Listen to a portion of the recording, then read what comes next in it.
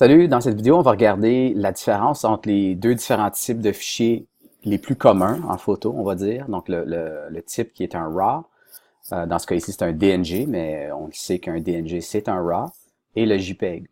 Donc, on va faire de l'édition sur ces deux photos-là. Vous allez voir la différence qui arrive.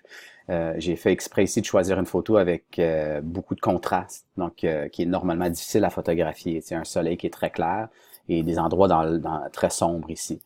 OK, donc si je prends cette photo-là, j'appuie sur le barre d'espacement pour l'agrandir. Si je prends mon exposure qui est ici, OK, je le clique complètement vers la gauche. Une des choses qu'on va remarquer, c'est que même si je vais dans les endroits qui étaient très clairs dans le ciel, il y a encore beaucoup d'informations, beaucoup de détails, très peu d'aberrations de couleurs et tout ça. Mais si je reviens en arrière et je sélectionne la photo JPEG, qui est essentiellement la même photo, et je clique de la même façon vers la gauche, mon exposure, et je me rapproche ici. C'est peut-être pas visible sur la vidéo que je suis en train de faire, mais il y a beaucoup, une séparation très saccadée des couleurs.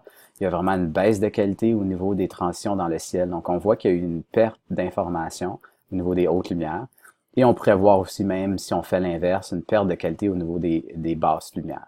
Peut-être un peu moins marquée ici, mais elle est là. Donc ça, c'est vraiment une grande différence entre le RAW et le JPEG. Donc, une autre chose qu'on va remarquer, si on passe du menu Library au module Develop, donc si je clique ici, ça va prendre une petite seconde, on va voir apparaître plus de fonctionnalités par rapport au développement de la photo.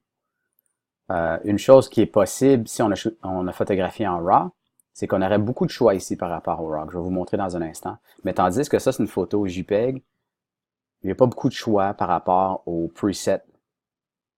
Je peux faire des petits changements ici, mais c'est pas la même chose. Donc, si je reviens en arrière encore une fois, et je viens sélectionner mon autre photo, qui est un RAW, qui est ici. Et je reviens dans le Develop.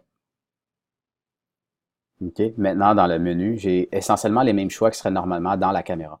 Donc, je peux faire automatique, je peux faire nuageux, je veux dire, excuse-moi. OK. Puis, je peux varier aussi. Une chose que je vous recommande, quand vient le temps de faire les premiers ajustements sur vos photos, c'est d'utiliser le mode automatique qui est ici. Mode automatique en temps normal, là, il fait une très très bonne job, surtout dans les nouvelles versions de Lightroom où les algorithmes là, sont très bons.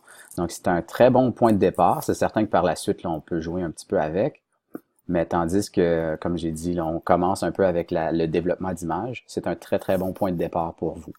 Donc automatique.